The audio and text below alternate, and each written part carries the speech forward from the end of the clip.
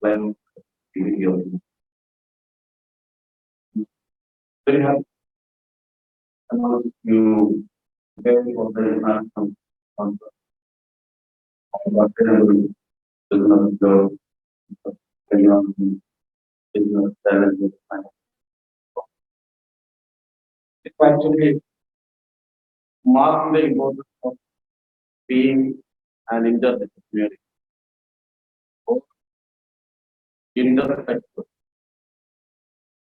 I am representing the legal the legal case is very much instrumental in the development and shaping of its life. We know that every discipline is contributing to the development of science is playing the instrumental part in discipline, right? Engineering, humanities, history, sociology, psychology. You are very So I feel from my point, maybe for me to share my about the or legal system in a society. Because we all know that legal system changed the modern people or society. Because in the nomadic era, we didn't have no legal system. People were behaving according to their input. And those who were strong, having dominated, they were dominating the in the society. And we as a disadvantage were denied the due share in the social resource.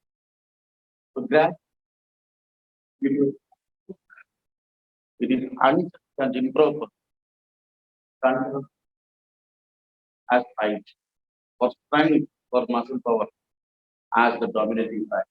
So that the societies have gone prescribing, incorporating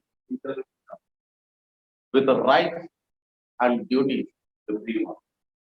Everyone is having a right to enjoy personal liberty, to enjoy due care in the society of the person, and the same thing, everyone is having a duty to respect nature. Unfortunately, the second part is the duty. Every right and every duty for everyone. We have to the free to respect others. Unfortunately, people often forget the importance. Is very much aware of the right. No can be considered free as a enforceable protest.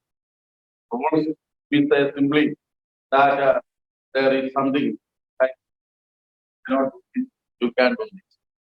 Then people may go up, may not do. Responsibility means the liability or the responsibility is for you. That is why you will be undergoing some punishment. Called sanction in the legal language. Sanction is not permit ordinary meaning. Sanction is legal language. Punishment or a penal action for violation. So law means enforceable rules. Enforcement of the fact, if it is violated, can be enforced to a court of law. Government today, that also contractual law we all know. They are under the contract. On what assurance they are under the contract? And we was for 1 lakh. I am owing some money. So they piece of paper on what assurance instead of cash, because he is having trust in the legal system. That the check is drawn, the person who has drawn and given the check to him will be liable. That's the effect of trust created by the legal group. But interacting or transacting freely in the society.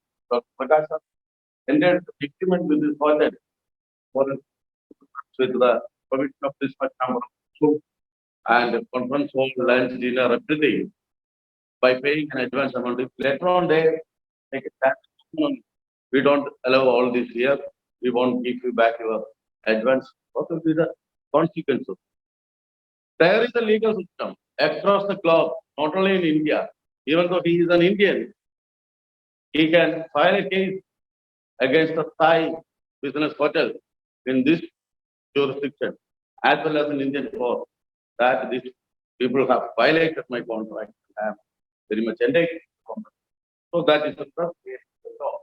Even criminal laws have been written down, they also always remain unaltered. The alterability or the changeability that we were discussing with the Thai local authorities about the amending process of the constitution of this country. Every constitution or every law should be dynamic, flexible, because society is changing. At one point of time, we had certain laws, and later on, the society have found that such some laws are not very much flexible. For example, at some point of time, we were not respecting people like transgenders or third gender. We were considering that they are having some unnatural character. In the Indian Penal Code, there was an offence titled unnatural offence. If the same-sex people were interacting freely, they are booked by the law. But later on, we have the court has interfered and struck down that law and made it acceptable to the society. Now we have LGBTQ rights. Even some countries have permitted same-sex marriages, inheritance, adoption, maintenance, laws, everything. Because society is gradually changing. What was right and said to be right at one point of time might be undergoing change, might be taken as wrong. What was wrong at one point of time, maybe later on. See, we had a poet in Malayalam who just told, Innale Chaidor Abatham, whatever the mistake has been committed yesterday, Innate Ajaramani, today it may be a ritual, and tomorrow it may be fine. It may be legal. So the same way, yesterday's mistake may be today's practice, and today's practice may be tomorrow. Perfect laws and imperfect laws. I have just mentioned about the enforceability. Simply we are giving a law with no punishment mode or sanction for violation may not be acceptable to society. It is not perfect law. Perfect law is a law which is having an attachment of sanction or punishment for its violation. We can see n number of laws without use, like the Dowry Prohibition Act. Even judges they accept dowry when they marry. Big lawyers accept dowry, big ministers or whoever in power or whoever supposed to enforce or create law, lawmakers, parliamentarians, everybody accept that if and take dowry. Why? Because the punishment or sanction procedure in the Dowry Prohibition Act is so weak and ineffective. There are many such laws. So perfect laws are built when there is a perfect sanction, punishment attached to the violation. Imperfect laws, ineffective laws without the strength of penal. Carl von is the propounder of the historical school of law. As we have mentioned in the beginning, that people learn from their experience about right and wrong. In historical school, Savigny has maintained that people's conscience or consciousness is effective law. It is not the authority to give law always, because people from their experience also create laws. Historical school maintains that law evolves from the experience of people. We can see law grows with the growth of society and strengthens to the strength of the society, and it dies when the society loses its character. So it is our duty as a member of a responsible society, civilized society, to respect law and to protect law and to contribute to the growth of law. Will protect you only if you are able to protect the legal system. Then social engineering. I have been mentioning about the role of law in society, or lawyer, or a legal personality in the society. Everyone is contributing to society, the medical science, technology, space, humanities, sociology, philosophy. The law, how the law is building the society, is explained by Roscoe Pound, social engineering. Go back to the previous slide. Roscoe Pound was a great jurist who has been propounding this theory of social engineering. He says the society is engineered or built by good laws and legal systems. A good society is built by good laws. And that way, lawyers are not confined to practicing lawyers only. Lawyers include, in social engineering theory by Roscoe Pound, lawyers include the lawmakers, then the judges, and anybody who is a law teacher, anybody who is involved in the legal process, the lawyer. Lawyer is a social engineer. He's engineering. I can normal technical engineer is building a structure with the bricks and cement. Good laws build the society. And bad laws build bad society. We are very much aware. About the Indian experience, we all know that only when we had good laws in the society, just starting from the constitutional process, the Indian constitution, when it had come to effect, only the Indian society had started experiencing important equality, freedom, equality. Otherwise, we were in the colonial era, slavery for centuries. Before that, we were in the kingship era. There also, we had been experiencing slavery, exploitation, oppression, and deprivation. So, the same way, good laws create good society, and vice versa. Good society creates good laws. So it's a kind of cyclical process. Whatever we contribute, we will get back from the legal system. And individual interest, the tools for building a society, or the tools of a lawyer to engineer the society. Individual interest must be taken into account. Whatever is the interest of the individual. Personal, like he may be interested in having liberty, freedom, his family life, his privacy, and social interest. There are claims of demand by individual politically organized society. So they need political representation, right to vote, right to take part in the political process, administration, lawmaking, political interest, individual interest, social interest. Society may be having many discriminatory practices like untouchability, apartheid, racial discrimination, promoting someone based on the elite group and demoting or depriving someone based on the hierarchical problem of the society. There, the societal interest, public interest, as well as individual interest, all three must be balanced. I'll give you an example. If I am belonging to an elite class, especially as Indians, we know well about the practice of untouchability in our country. I am a person belonging to a higher class or caste society in India. I consider it as my privilege to have born in such a group. And I consider that some people in the society are my servants, my slaves. They are born to serve me only, and I am born to rule them. It is my individual interest. And it is not my fault, because from centuries, from my forefathers, I am taught like that. Such people are for serving us, and we are ruling them. They don't have any right, and we only have rights and freedom. So that individual interest must not be accepted when we consider the interest of the society. I may be thinking that it is bad to take away that privilege from me, because my father, grandfather, everybody enjoyed it. It is very bad. The law is coming. Abolition of untouchability, Article 17, and Protection of Civil Rights Act 1951. Then the Protection of Human Rights Act 1982.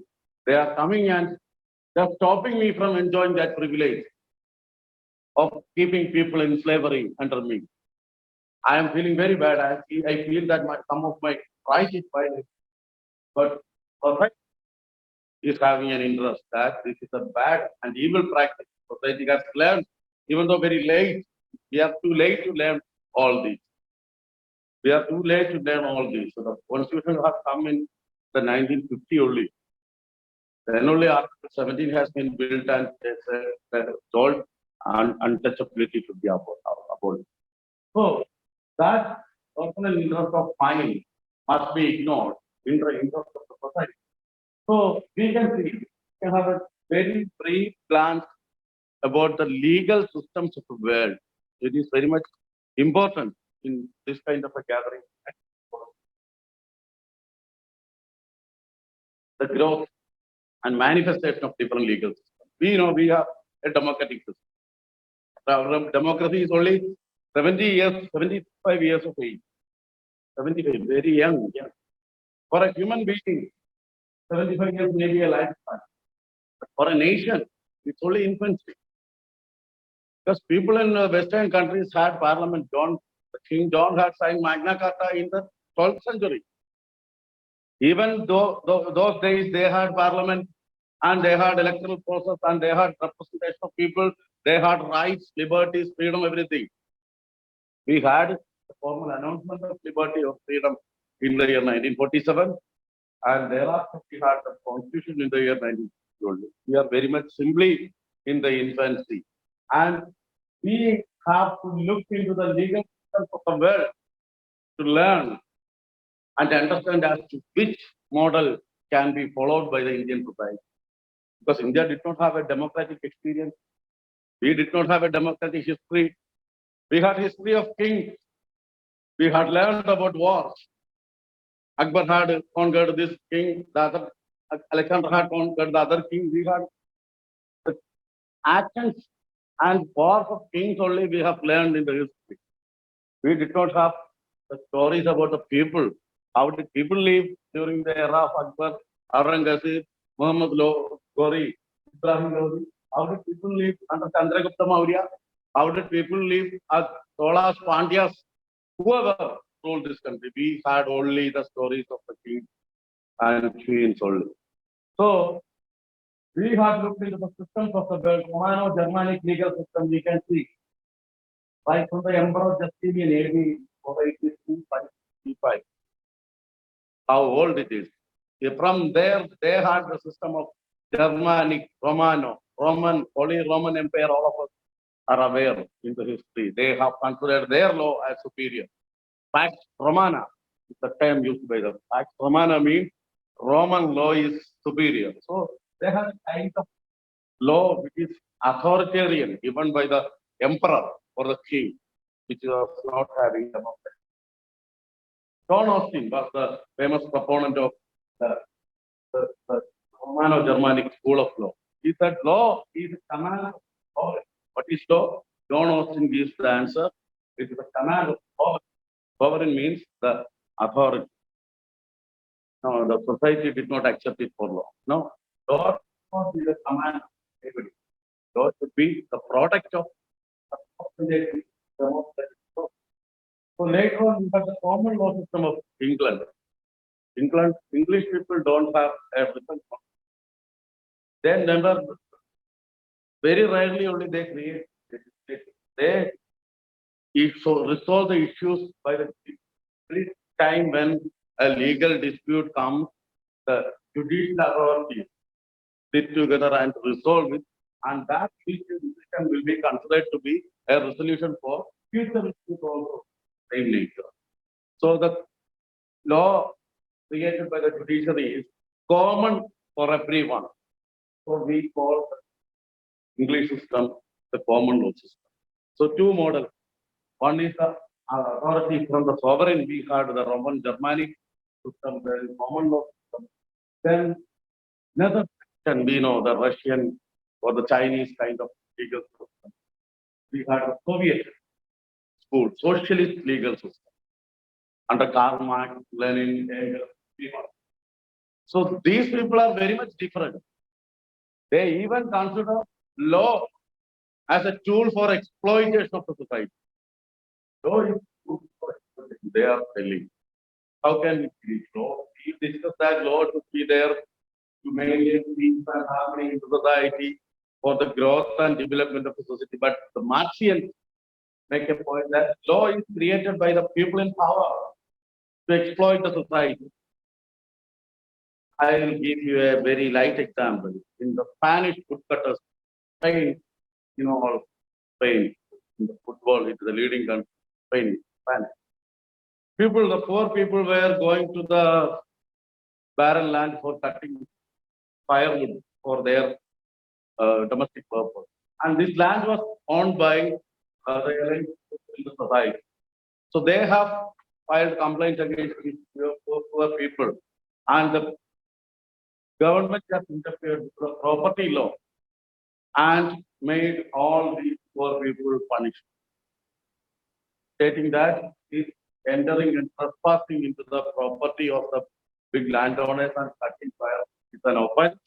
It affects their property right under the property law of the country, and these poor people are punished.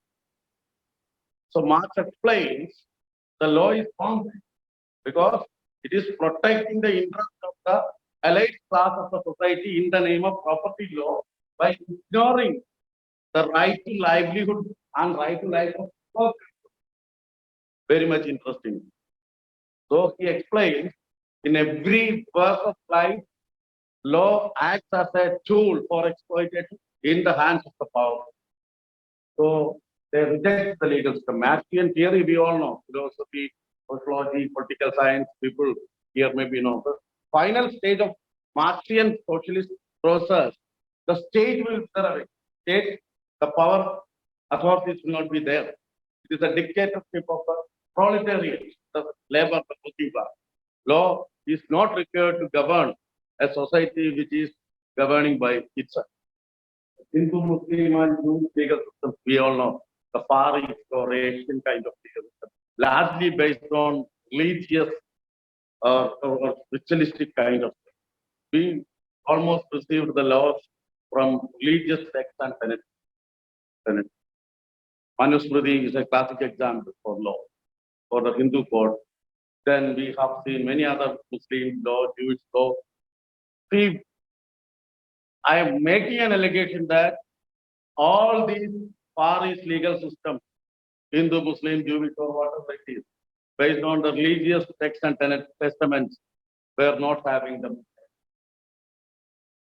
Or they were missing democratic character to a large extent. Because they were not built democratically. They were given by some people who were having a big role in the society in the name of religion or power. And power and religion, we all know. Take the case of the papacy in Europe. The Pope and the king were close friends. Or the clergy or the priest and the ruler were close friends. The king, the ruler wanted to exploit the people by imposition of big tax.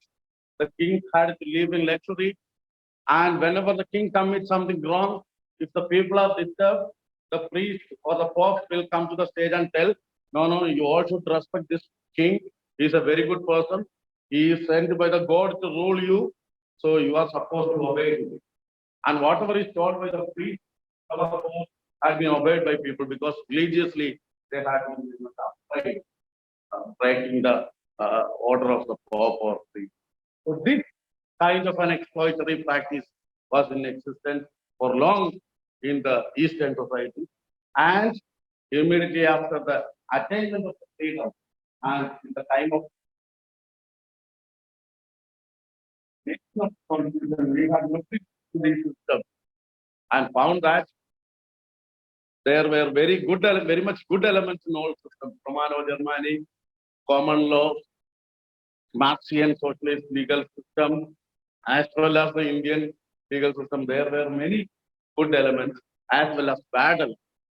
So we had borrowed, when our constitution had to be made. We have been looking into the constitutions of many countries, laws of many countries, and the Universal Declaration of Human Rights by the United Nations, and many international conventions, covenants, all. And we have Dr. Ambedkar and his team worked for almost 2.5 years, and they have produced a beautiful document by taking the essence of all good elements from the world legal systems and ignoring or removing the bad elements to the maximum possible extent with a beautiful kind of amending process that this constitution is not a hard and fast rule. This not constitution can be amended, can be changed whenever time requires. So we have a dynamic as well as rigid constitution. Dynamic in the sense that it can be changed whenever required. Rigid in the sense that it cannot be easily changed. Cannot be easily changed. We have the basic structure doctrine. The judiciary has interfered in the country. In the Kesavananda Bharati case, pronounced case in the 1950s, and it said Parliament's power to amend the constitution is not absolute. Parliament is having body of people which has the power to amend the constitution, but the basic structure of the constitution cannot be changed. The constitution has a basic structure: democratic character, secular character, federalism, rule of law. Many things are there. Fundamental rights, directive principles, fundamental duties. All these basic structures of the constitution are publicated. There can be the constitution without touching. So my point here is the society is building the law, and law is in return building a good society. We all are having rights, and it is not complete that we are aware of it. It is the duty of the society, each person, the law-abiding citizen, that he should not be happy about having his or her own right enjoyed. We should not be happy when our rights are happily enforced only, because we should ensure that the rights of each one of our fellow people in the society is enforced correctly. Because many people in the society are having ignorance, they are illiterate, they are unable to claim their rights. No, they realize their rights. Children, women, sections like Dalits, tribals, many people in the society are unaware or unable to enforce their rights.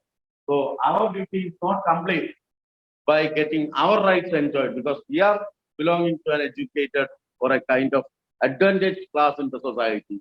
Our duty is not over by ensuring that our rights are properly enforced. Our duty is complete when we are ensuring that the rights of every individual, fellow people in the society is enjoyed properly. So with this message, I conclude that repeating the statement made in the presentation that good laws create good society, and good society create good law. Injustice anywhere is a threat to justice. Thank you. Wonderful. Thank you. So now I request one more thing. So,